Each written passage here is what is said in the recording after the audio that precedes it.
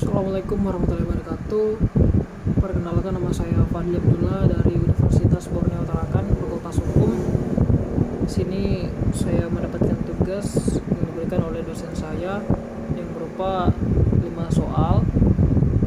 Yaitu soal yang pertama, sejumlah pekerja seks ditangkap oleh pihak kepolisian. Semua perempuan pekerja seks tersebut diberikan sanksi berupa direndam di dalam kolam lumpur yang berukuran besar dan diperlihatkan kepada masyarakat. Menurut Anda, perbuatan tersebut termasuk perbuatan melampaui wewenang atau penyalahgunaan wewenang atas wewenang? Berikan alasannya.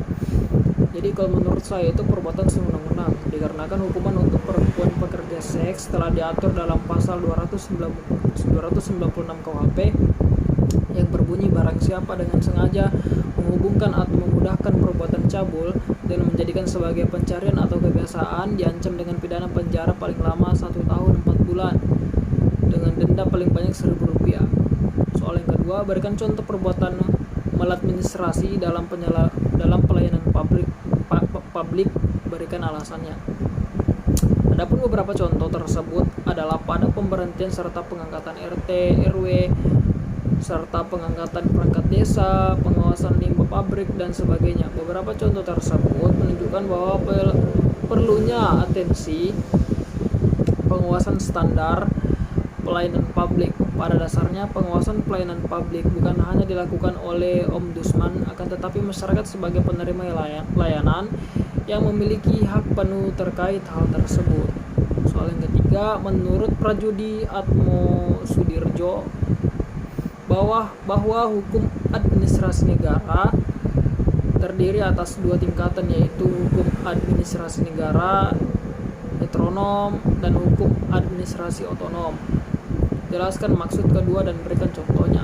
Yang pertama adalah hukum administrasi negara heteronom yang bersumber pada Undang-Undang Dasar TAP, MPR, Undang-Undang yang mengatur seluk-beluk organisasi dan fungsi kewenangan administrasi negara. Jadi ini adalah hukum yang mengatur tindakan atau perilaku pemerintah atau mengatur perilaku administrasi negara. Dan sedangkan hukum administrasi negara otonom adalah hukum operasional yang diciptakan oleh pemerintah dan administrasi negara. Jadi bukan hukum yang mengatur, tetapi hukum yang dibuat oleh pemerintah.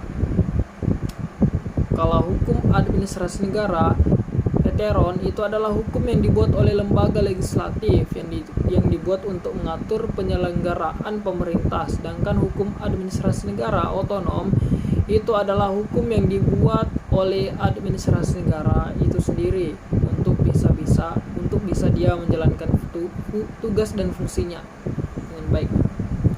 Soal yang keempat, jelaskan perbedaan antara mandat dan delegasi. Mandat terjadi ketika organ pemerintah mengizinkan kewenangan dijalannya oleh organ lain atau namanya, sedangkan delegasi adalah pelimpahan wewenang atau pemerintahan dari suatu organ pemerintahan kepada organ pemerintahan lainnya. Soal yang kelima, pemerintah memiliki wewenang bebas, diskresi. Jelaskan pengertian wewenang bebas, diskresi, dan apa saja syarat yang harus dipenuhi untuk menggunakan wewenang tersebut. Adapun pengertian wewenang bebas atau sering disebut sebagai wewenang diskresi. Hukum diskresi itu berarti kebebasan mengambil keputusan dalam setiap situasi yang dihadapi menurut pendapatnya sendiri. Jadi kebiasaan dari badan atau pejabat pemerintahan mengambil sebuah keputusan dalam situasi yang dihadapi menurut pendapatnya sendiri. Adapun syarat yang pertama yaitu yakin harus sesuai dengan tujuan diskresi, yang tidak boleh ada tujuan lain di luar tujuan yang diatur dalam ketentuan pasal Undang-Undang Nomor 30 Tahun 2014. Lalu yang kedua, tindakan itu tidak boleh bertentangan dengan ketentuan peraturan perundang-undangan. Yang ketiga, sesuai dengan asas umum pemerintah yang baik. Selanjutnya yang keempat, ada berdasarkan alasan-alasannya objektif, ya, jadi bukan alasan yang dibuat-buat, tetapi alasan yang betul-betul faktual sesuai fakta. Ada sehingga pejabat pemerintah ini diharuskan untuk melakukan atau menggunakan wewenang diskresinya karena ada alasan-alasan yang objektif. Yang kelima, tidak menimbulkan konflik kepentingan, tidak boleh untuk kepentingan pribadi si pejabat pemerintah, dan terakhir dilakukan dengan itikat baik. Sekian jawaban yang saya berikan, kurang lebihnya mohon dimaafkan. Billahi taufik wal hidayah. Wassalamualaikum